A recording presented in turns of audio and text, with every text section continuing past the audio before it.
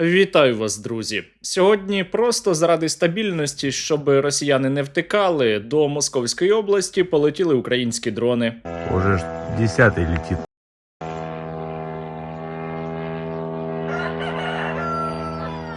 На тлі українських ударів по Москві, які принципово не коментує Владімір Путін, тимчасово живий пропагандист Соловйов поставив собі питання, навіщо взагалі у Москві існують НПЗ?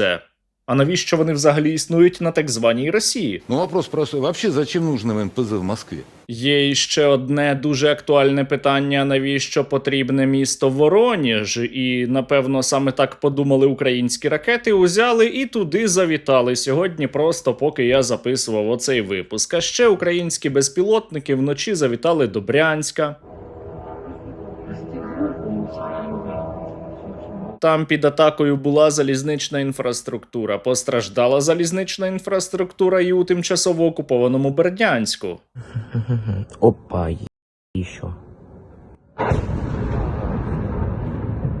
Але, звісно, найцікавіші події відбувалися у тимчасово окупованому Криму. Від учора там повністю припинили будь-який продаж пального. І правильно зробили. На крымских АЗС отпуск топлива за наличный и безналичный расчет и за талоны юридическим и физическим лицам будет прекращен. Продавати бензин у тимчасово окупованому Криму немає сенсу, адже туди постійно літають українські безпілотники. Всередині у них є бензин. Це наша така гуманітарка на півострів. Прошу всех соблюдать спокойствие. Во-первых, без паники. Это специальная военная операция. Все нормально, не переживайте. Кирилл Стремоусов с вами. Ну а і з нами, точніше, за нас несподівано мер Москви Собянін. Учора на його особистому каналі якісь невідомі добрі люди публікували реквізити на поточний русоріз та не тільки, і закликали донатити. Ну а я сьогодні закликаю вас задонатити на наш новий великий збір на 50 плюс мільйонів Digital Русоріз. Це той, який раніше був секретний, і ви просто подивіться на якість відео у FPV нового покоління, які з'явилися завдяки роботі нашого фонду та українських виробників. Донати на Росоріз. Кожна ваша гривня важлива. Важливим є кожен донат. Нам потрібно зібрати цю суму якнайшвидше. Ну а якщо ви закинете 300 гривень або більше, то можете виграти BMW. Посилання на збір є в описі до цього відео. Долучайтеся. До речі, я дуже рекомендую вам підписатися на мій канал, якщо ви досі цього не зробили, тому що зараз близько 40% тих, хто дивляться мої відео, не підписані. І це зовсім несправедливо, треба це виправляти. За минулі 2 доби Сили безпеки та оборони України масово атакували тимчасово окупований Крим. Вдарили, наприклад, по будівлі ФСБ у тимчасово окупованому Армянську. Били по Таврійській ТЕС, били по портах по обидві сторони Керченської протоки.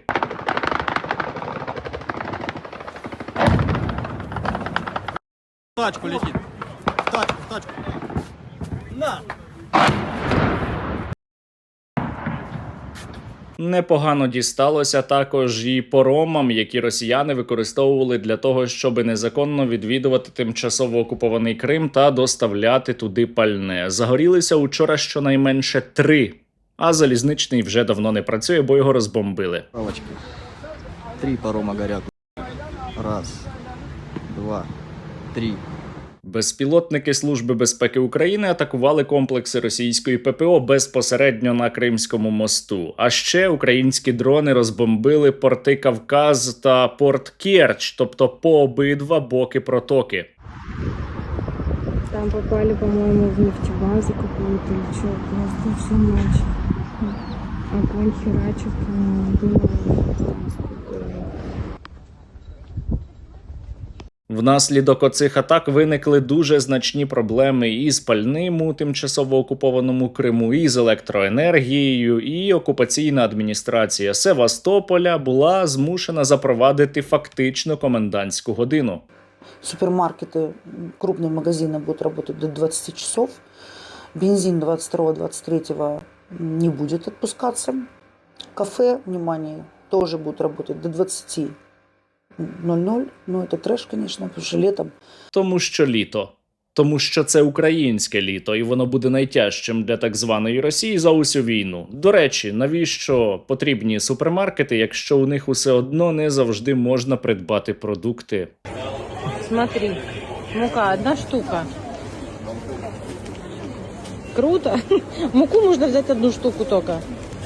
Ну, макароны хоть по 3 штуки можно. Тим українцям, які знаходяться у тимчасово окупованому Криму і не зрадили Україну, я наполегливо рекомендую покинути півострів якнайшвидше. Це дуже серйозно. Ну а росіяни туди скоро взагалі не зможуть доїхати. Поки що їм не дозволяють відвідувати Артек. Буквально полчаса назад нам позвонили из Министерства образования Крыма и сообщили о том, что в этом году отменяются абсолютно все смены в детских лагерях. Такой, конечно, не очень приятный фон, и у меня пока нет понимания, что с этим делать.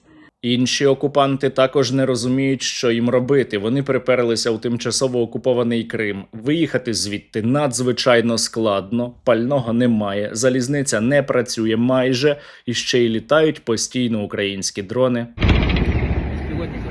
Вот мы сейчас на пляже. Отдыхаем.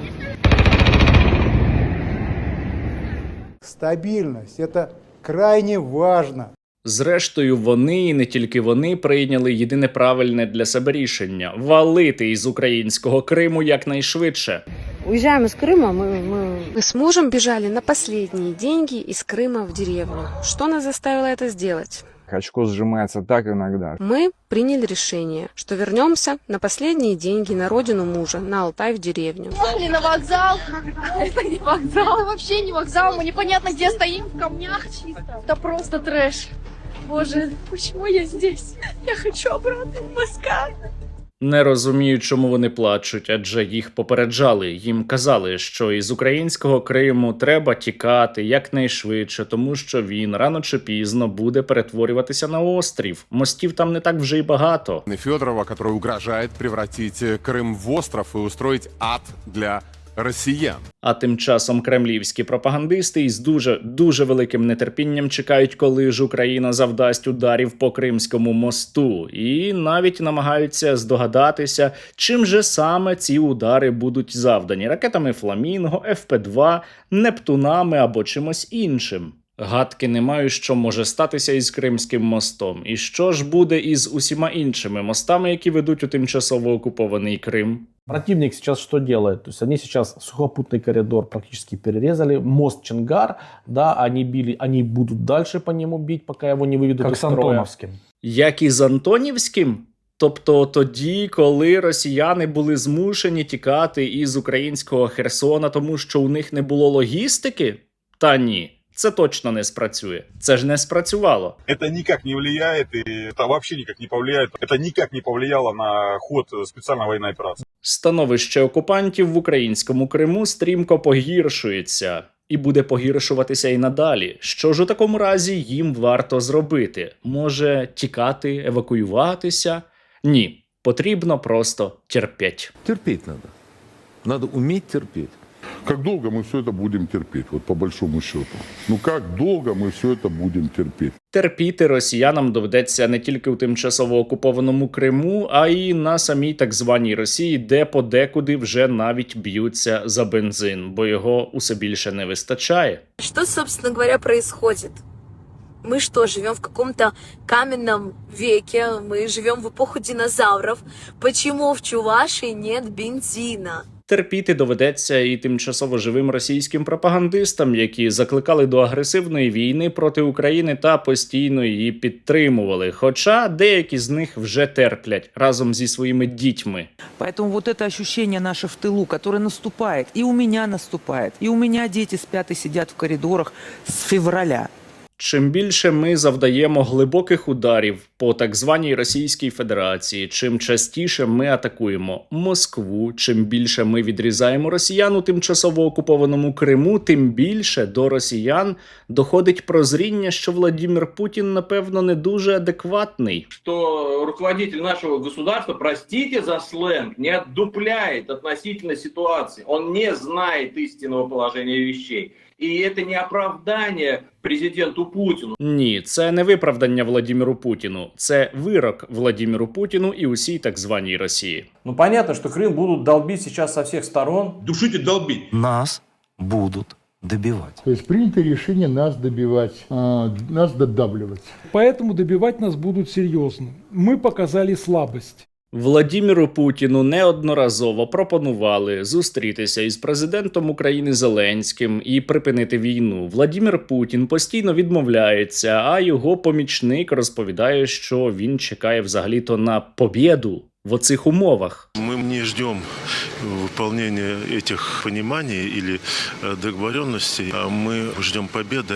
А поки поїхавші відірвані від реальності дегенерати чекають на побєду, все частіше росіяни, причому ті, які підтримували війну від самого початку, кажуть, що єдиний вихід – це відставка Владимира Путіна та негайне припинення війни проти України. Вот единственный выход, который я вижу, это сложить с себя полномочия. Я не знаю, создать там комитет национального спасения, провести внеочередные выборы. Ну и, конечно же, это остановка войны. Росіяни самі по собі не зупиняться. І війну вони припинять лише тоді, коли їх зупинить українська армія. І щоб у української армії було більше засобів, наші воїни завдяки вам за минулі 2 доби отримали іще 277 нових FPV. Екіпаж Гарпія, ЗАП 1021. Виконуємо завдання у Київській області. Дуже дякуємо спільноті Стерненка за допомогу. Слава Україні! Героям слава! Центр спеціальних операцій А. Дякую Сергію Стерненку та його спільноті за надані зенітні дрони у кількості 50 штук. Разом до перемоги. Бажаю міцного. Ми, екіпаж Валькірія, дякуємо спільноті Стерненка за надану допомогу у вигляді дронів перехоплюючих стін. Чисте небо, українське небо. Слава Україні! Героям слава! Воїни 10-ї окремої гірсько-штурмової бригади. Дякую спільноті Сергія Стерненка за постійну підтримку та допомогу фронту. Небесний русоріз – це символ сили, точна робота та контроль над українським небом. Кожен дрон – це реальне підсилення. Це знищений ворог та збережене життя бійців. Разом сильні, разом непереможні. Слава Україні! Героям слава! Група інструкторів 92-ї окремої штурмової бригади дякує спільноті Стерненка за передачу 5 дронів, які підуть на навчання особового складу, щоб підвищити їх виживаємість на полі бою. Бажаю здоров'я! Ми група перехоплювачів груп 7 ББС 117-ї окремої важкої механізованої бригади. Дякуємо найкращій спільноті Стерненка і пану Сергію за чергову допомогу з 30 цифрових дронів «Шеш». Вони будуть виконувати свою бойову роботу на Костянтинівському напрямку.